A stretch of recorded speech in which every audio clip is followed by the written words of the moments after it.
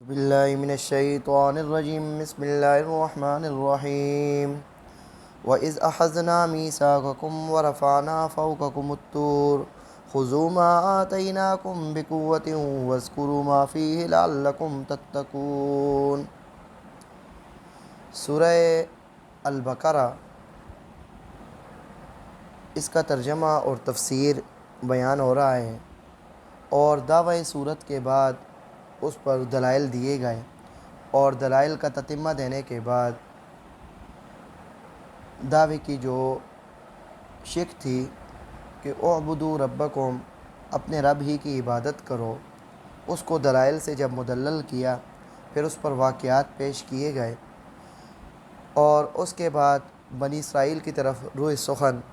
موڑا گیا کہ جب یہ صورت مدنی ہے اور مدینہ میں بنی اسرائیل کی بہت زیادہ کیا تھی، تعداد تھی، تو ان کے ساتھ جو آسمانی کتابیں تھیں ان کا بہت زیادہ کیا تھا، تعلق تھا، تو ان کے لیے علیحدہ طور پر کیا ہے، کئی رکوع ذکر کیے گئے۔ پہلے رکوع کے اندر ان کو کچھ اوامر بتائے گئے کہ ان پر چلو، اور کچھ چیزوں سے روکا گیا۔ پھر آگے ان کے 5 قسم کے حالات بیان کیے گئے کہ پہلا قسم کی حالات یہ تھی کہ ان پر کی گئے اللہ تعالیٰ کی طرف سے ان کے آباء و اجداد پر جو اللہ تعالیٰ کی طرف سے انعامات کیے گئے تھے، ان کا ذکر تھا۔ اور ان الذین آمنوا والذین ہادوا والنصارى والصابئین من آمن باللہ والیوم الآخر، یہ آیت جو تھی یہ پہلی نوع کا کیا تھا، تتمہ تھا۔ اب دوسری نوع کے اندر یہاں سے وَإِذْ أَخَذْنَا مِيثَاقَكُمْ وَرَفَعْنَا فَوْقَكُمُ الطُّورَ، یہاں سے دوسری نوع کا ذکر ہوگا جس میں موجودہ بنی اسرائیل کے آباء و اجداد کی حکم عدولیوں کا ذکر ہوگا کہ تمہارے آباء و اجداد کی طرف سے یہ حکم عدولیاں تھی، تم ان باتوں کو جانتے ہو، لہٰذا تم اب ایسے کام نہ کرو کہ جس کی وجہ سے تم بھی عذاب پر، تمہارے اوپر بھی کیا آ جائے، عذاب آ جائے۔ جب موسیٰ علیہ السلام طور پر کتاب لینے کے لیے گئے تو کتاب لے کر آئے، تو جو موجودہ اس وقت بنی اسرائیل تھے تو انہوں نے کیا کیا کہ پہلے ان کی بات ذکر ہو گئی کہ انہوں نے کہا جب تک ہم اللہ تعالیٰ کو سامنے دیکھ نہیں لیتے ہم نہیں مانیں گے۔ تو وہاں پر بھی انہوں نے جب بے ادبی کی اور جہت کے اندر اور اپنی آنکھوں سے دیکھنے کا تقاضا کیا تو ان کے اوپر عذاب آیا، پھر اللہ کریم نے ان کو معاف کیا۔ یہاں پر جب وہاں سے پھر واپس آئے تو پھر انہوں نے انکار کر دیا کہ ہم کیا ہے، تورات کو نہیں مانتے، ہم اس کے اندر جو حکم ہے وہاں پر وعدہ کر کے آئے کہ ہم مانیں گے، لیکن آگے آ کر پھر وعدہ توڑ دیا۔ تو اس کا ذکر ہے وَإِذْ أَخَذْنَا مِيثَاقَكُمْ وَرَفَعْنَا فَوْقَكُمُ الطُّورَ، اور جب ہم نے تم سے پختہ وعدہ لیا، وَرَفَعْنَا فَوْقَكُمُ الطُّورَ، اور ہم نے اٹھا لیا تمہارے سروں کے اوپر، تمہارے اوپر کوہ طور کو، خُذُوا مَا آتَيْنَاكُمْ بِقُوَّةٍ وَاذْكُرُوا مَا فِيهِ لَعَلَّكُمْ تَتَّقُونَ۔ تو پھر ہم نے کہا اس وقت کے جو بنی اسرائیل موجود تھے، خُذُوا، تو ہم نے یہ کہا تھا کہ پکڑ لو وہ چیزیں جو ہم نے تم کو دی تھیں، یعنی تورات کے اندر جو ہم نے حکم کی ہیں ان کو کیا کریں، مضبوطی سے پکڑ لو، وَاذْكُرُوا مَا فِيهِ، اور یاد رکھو ہر اس چیز کو جو اس میں ہے، لَعَلَّكُمْ تَتَّقُونَ، تاکہ تم بچ جاؤ۔ یہ بنی اسرائیل کے جو آباء و اجداد تھے ان کی یہ پہلی حکم عدولی ہے کہ ان کو اللہ تعالیٰ کی طرف سے یہ حکم تھا کہ تورات کے اندر جو احکام موجود ہیں ان پر تم نے عمل کرنا ہے۔ اب انہوں نے جب منہ موڑا تو پھر بطور سزا کہ ان کے اوپر طور پہاڑ کو کیا ہے، سر پر کھڑا کر دیا کہ عمل کرتے ہو تو ٹھیک ہی، نہیں تو ہم اس سے کیا کرتے ہو، تمہارا چکنا چور کرتے ہیں کہ تم کیا ہو جاؤ گے، اگر تمہارے اوپر پہاڑ گر گیا تو تمہاری کیا ہے، نسلیں ختم ہو جائیں گی، تم ہلاک ہو جاؤ گے، تو مانتے ہو تو ٹھیک ہے، نہیں مانتے ہو تو یہ کیا ہے، تمہارے اوپر کیا ہے، ہم پہاڑ گرائیں گے۔ یہاں پر ایک سوال پیدا ہوتا ہے کہ یہ تو زبردستی ہے کہ زبردستی کسی سے حکم منوانا ہے، تو اس کا جواب دیتے ہیں کہ دین کے اندر جو اکراہ کی نفی ہے کہ دین میں جبر نہیں ہے، وہ دین کے قبول کرنے کے اندر نہیں ہے، کہ دین اسلام مجبور نہیں کیا جائے گا کہ دین اسلام کو لوگ کیا کریں، قبول کریں، لیکن جب دین اسلام کو قبول کریں گے تو پھر ان کو مجبور کیا جائے گا کہ وہ اس دستور حیات سے کیا ہے بغاوت نہ کریں، کیونکہ دنیا کے اندر کوئی بھی ملک، قانون، کوئی بھی مذہب ایسا نہیں ہے کہ جو اپنے چلنے والوں کو بغاوت کی اجازت دیتا ہے۔ تو جو سچا مذہب ہوگا وہ کیسے اجازت دے گا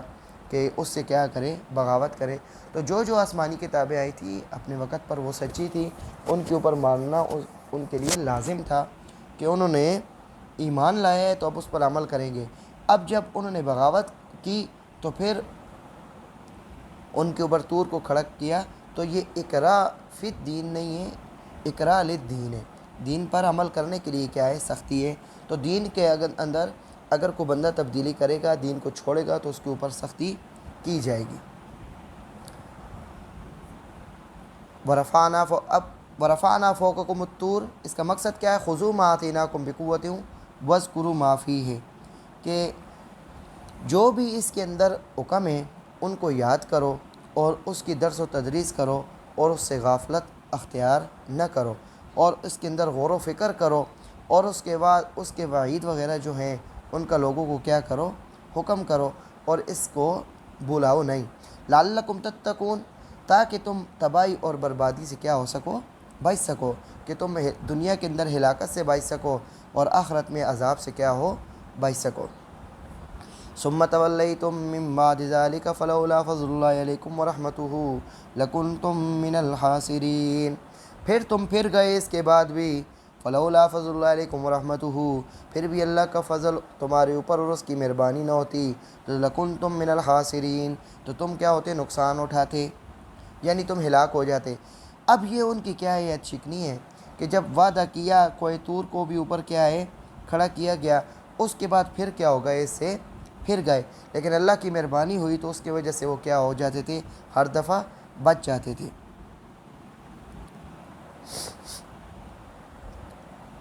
وَلَقَدْ عَلِمْتُمُ الَّذِينَ اعْتَدَوْا مِنْكُمْ فِي السَّبْتِ فَقُلْنَا لَهُمْ كُونُوا قِرَدَةً خَاسِئِينَ۔ وَلَقَدْ عَلِمْتُمْ، علمتم کی ضمیر کا جو خطاب ہے نا، یہ اس وقت جو آپ صلی اللہ علیہ وسلم کے دور میں بنی اسرائیل والے تھے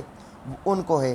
ان کو بتایا جا رہا ہے کہ وَلَقَدْ عَلِمْتُمْ، تم نے وہ واقعہ تو سنا ہوگا، تمہیں تو اس بات کی خبر ہوگی نا جو تمہارے آباء و اجداد نے وعدہ خلافی کی تھی۔ وَلَقَدْ عَلِمْتُمْ، اور البتہ تحقیق تم جانتے ہو، الذین، ان لوگوں کو،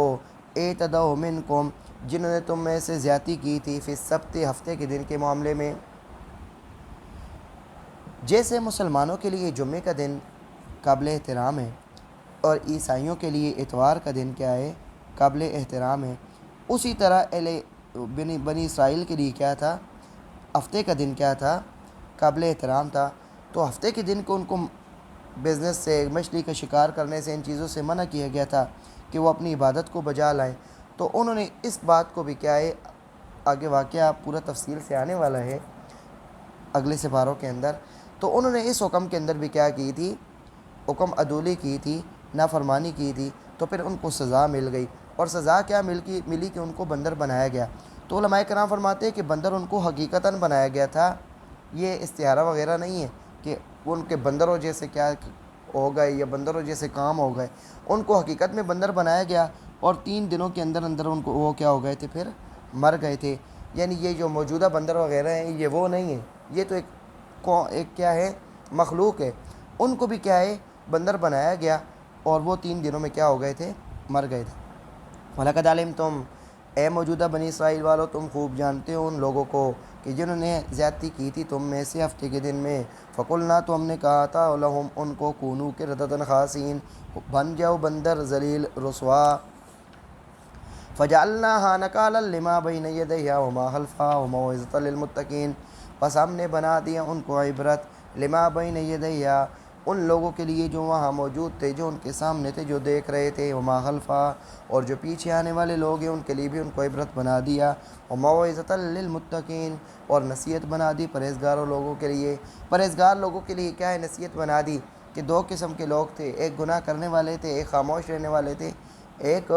ان کو روکنے والے تھے۔ روکنے والے بچ گئے، باقی دونوں کیا ہو گئے، اس کے اندر عذاب میں شریک ہو گئے، سارے عذاب میں گرفتار ہو گئے تھے۔ صرف چند ایک لوگ بچ گئے تھے کہ جنہوں نے ان کو کیا کیا تھا، اس ہفتے کے دن کی نافرمانی سے روکا تھا۔ تو موعظۃ للمتقین ہر وقت کے لیے نصیحت ہے کہ جو پرہیزگار لوگ ہوں گے، امر بالمعروف نہی عن المنکر کرنے والے لوگ ہوں گے، ان کے لیے یہ نصیحت ہے کہ خود بھی برا کام نہیں کرنے ہیں، نافرمانیاں نہیں کرنی ہیں، اور دوسروں کو بھی نافرمانیوں سے روکنا ہے۔ انشاءاللہ امر بالمعروف و نہی عن المنکر پر تیسرے پارے میں تفصیل سے بات ہوگی۔ اللہ کریم عمل کرنے کی توفیق عطا فرمائے۔ وآخر دعوانا الحمد للہ رب العالمین۔